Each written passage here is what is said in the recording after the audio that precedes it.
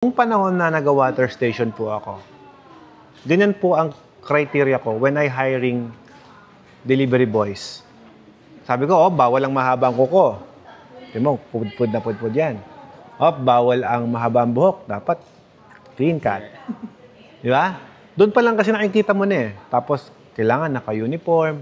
Like, tingin mo sila, presentable. Kahit di naman talaga tubig ang binibenta namin, makina binibenta namin, but nag-reflect yun sa product namin.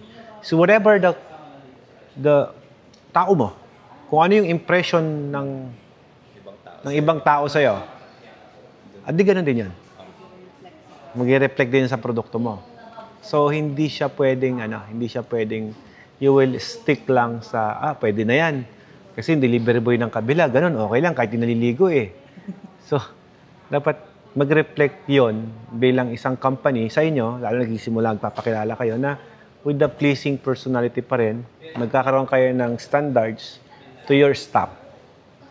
Gusto mong magtrabaho sa akin, ayusin natin yung sarili mo. Di ba? So, lahat yon mag-i-start sa ganon. From building, from staff, from delivery, truck, ano yung gano'n ka ganda yun, mga yon. We have to consider everything.